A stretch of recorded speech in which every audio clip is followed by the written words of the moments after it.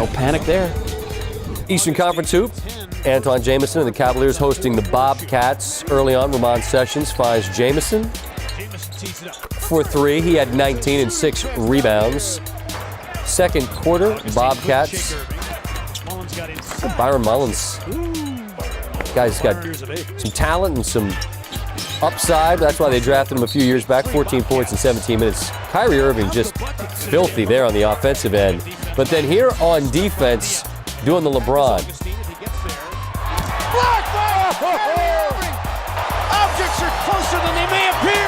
Get that big stuff out of here. I realize that's a curse word in Cleveland, but the closing speed and the defensive intensity was on display there. There's Boobie Gibson for the three. Cavs would make 10 of 21 from deep. They win by 14.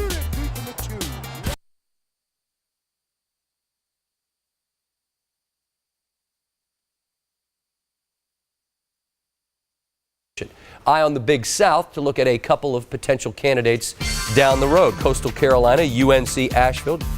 Jeremy Atkinson will miss the three. Chris Stevenson gets the rim out to J.P. Prim.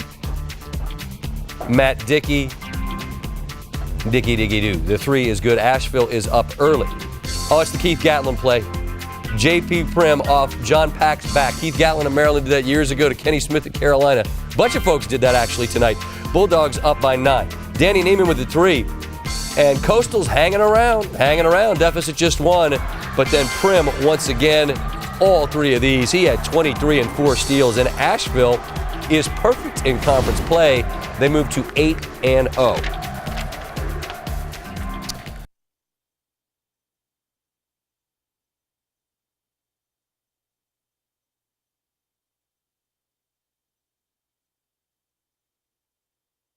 We begin with college basketball, which never disappoints. Yeah, that's how we finish the meeting. We'll let legs decide.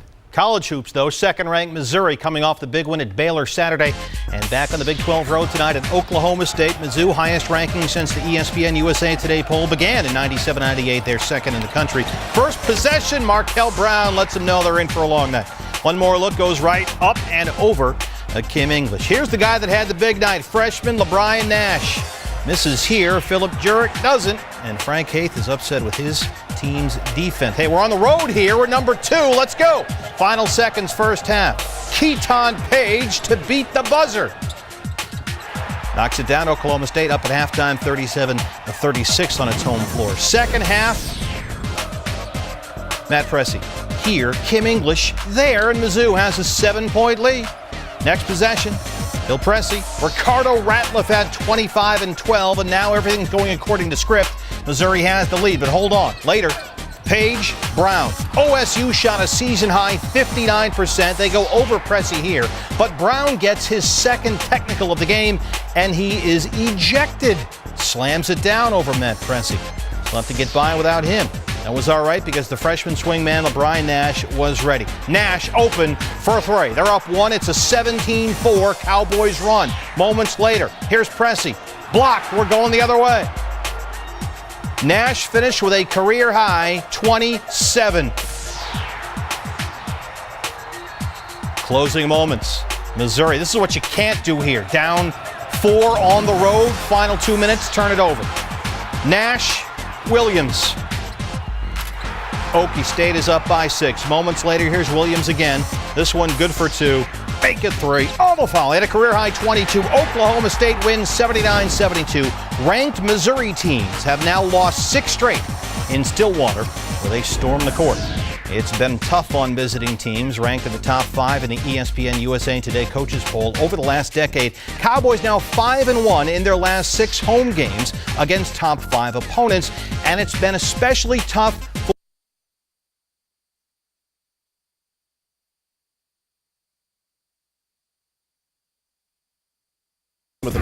Florida ranked, but an underdog at unranked Vandy. Senior night, Jeffrey Taylor, SEC's second active leading scorer. His teammate, John Jenkins, big game. Jenkins, 3. Jenkins catches in rhythm. All 3 of these as well. One more time. Jenkins, got to check him. 6 threes, 22 points. Vandy up at the half by 3 in the second half. Florida This game was really good. High level of play. A lot of buckets made. Eric Murphy with a 3. Florida up. Next Vandy possession. Taylor, the senior. Doors back out in front. Under 6 to play. 1-point lead. Another 3. And on senior night, hugs and tears all around. Lance Goldburn there to share an emotional moment.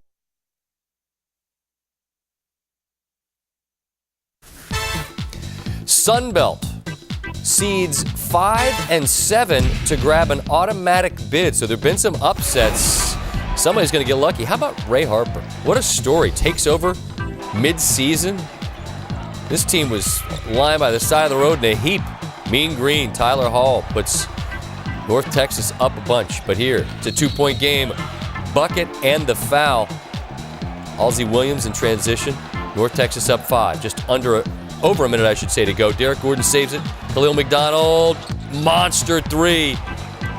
Hilltoppers up a deuce, less than 30 to go. Brendan Walton. Was it a deflection? It looks like it. Rebound and the foul. And here's the situation. Tony Mitchell must think that there's 2. Looks like he's the one guy that doesn't realize this is still 1-1. And it's a great play by Akaro Akumane, who gets the rebound, lays it in Western Kentucky. A remarkable turnaround for their season. They're 15-18. Steve, did you know? Old school. The 16th team to make the tournament with a losing record since the field expanded to 64. You can be certain that they'll be part of that 68, which means they'll be playing in the first day of games.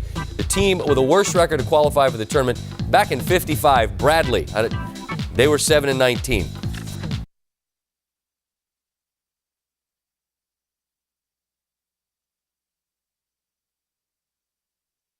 Good storming of the court there. Appropriate. Out of the horizon we go, the automatic bid. Ray McCallum in Detroit facing Valpo. Ray McCallum Jr. would have a big game. Coach's kid, of course. Detroit down 31-30 in the second half. McCallum Jr. drive and hit, put Detroit up 1. Just a few moments later, McCallum Jr. comes up with a steal, ahead to Doug Anderson. Throw it down with 2 hands, big fella. Detroit up 40-34. They're going to win a game, this team, in the tournament. They're definitely going to win this game because their second half was unbelievable. That's Chase Simon hitting the 3.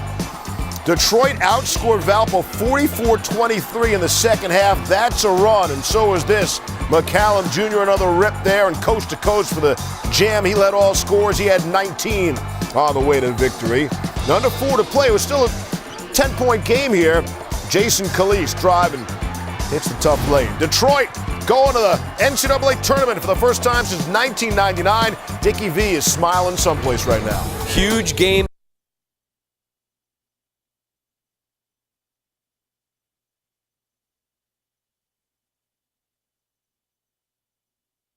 Another road test tonight. 10th-ranked Kansas packed its bags for Texas Tech. Bill Self and the Jayhawks on a mission for an 8th straight Big 12 title at the very least. First half, Travis Rutherford. A force outside. Pretty impressive. Texas Tech not impressive. 1 of 11 from three-point range. Here they miss a jumper, and the play is called dead on the rebounding action. Take another look. Teron Petaway getting tied up with Connor Tien, and Petaway throws a punch. And that's just bad basketball. I mean, you have to act like you've been there before, and it's not the right play for Texas Tech. You can get frustrated in games, but keep your cool, your calmness, and composure. Petaway a goner. Kevin Young driving in addition to Thomas Robinson. One of the most underrated players in the country. Nobody talks about Thomas Robinson. Everybody talks about Missouri. Everybody talks about Baylor and Perry Jones. Tyler Robinson, with 19 points and 12 rebounds. I'm talking about him. Next Kansas possession, that's Elijah Johnson. His only points of the game, but back to Robinson from outside, helping Kansas win their 6th straight. And this was the worst home loss for Texas Tech ever against the Kansas Jayhawks. So let's recap. Not much trouble for the 4 top 10 big picture.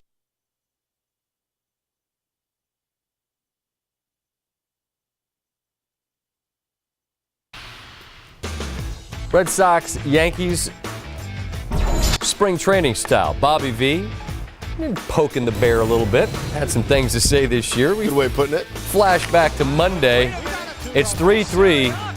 Pedro Siriaco, see ya. I should stop talking so everybody could hear Ravi call the walk-off. Back to Tuesday night, top 9 scoreless game. Siriaco fly ball. This one doesn't leave the stadium.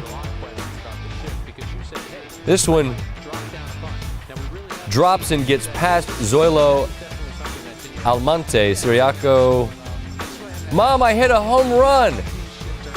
It's spring training after all. Red Sox go up 1-0 on that play, and that's how they won.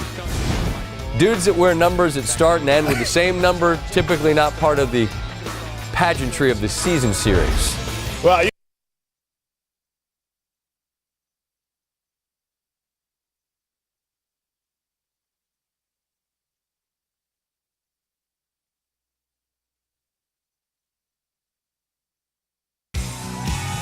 no matter how big a Sprint Cup star becomes, we all know the road he or she took to get there. So do they. It's been that way since NASCAR hit the beach. Whether they called it the Sportsman's Division, the Busch Series, or the Nationwide Series, it's always been the ultimate proving ground. A stock car springboard to greatness.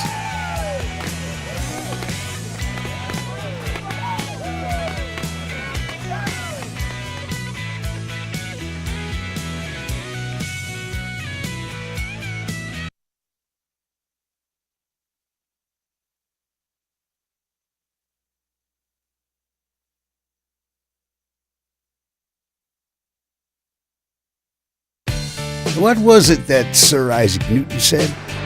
An object in motion stays in motion with the same speed and direction unless acted upon by an unbalanced force. Oh, well, a racer would call that momentum. Isaac Newton, NASCAR fan. Who knew?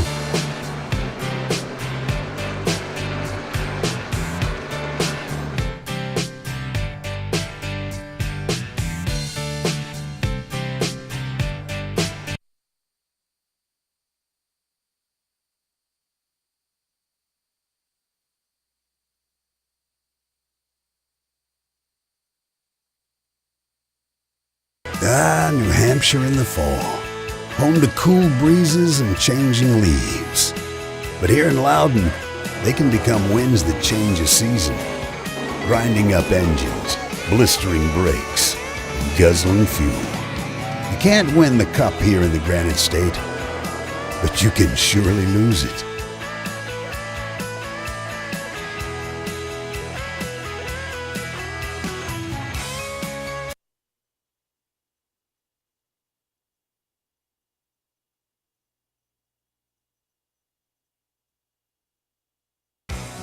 If you want to be a champion, you must be willing to stand on the floors of the greatest arenas in all of sports. Coliseums, both legendary and legendarily terrifying. Big houses, ready to unleash fire, ice, and even monsters. The champion will find a way to survive, no matter how scared he might be.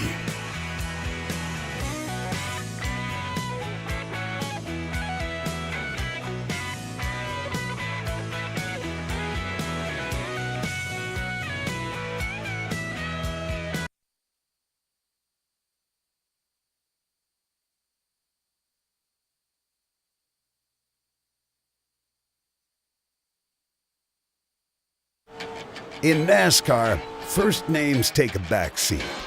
It's the last name that resonates in this sport.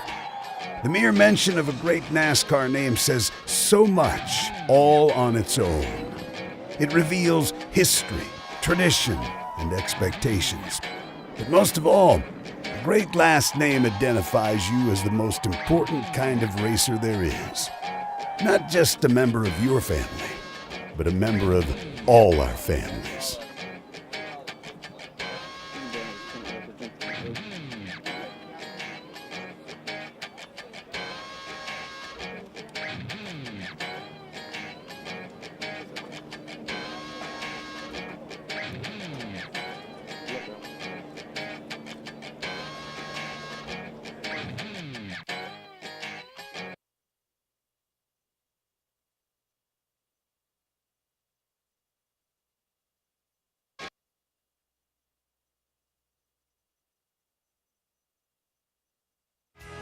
With all due respect to all those other roads, Rodeo Drive, Broadway,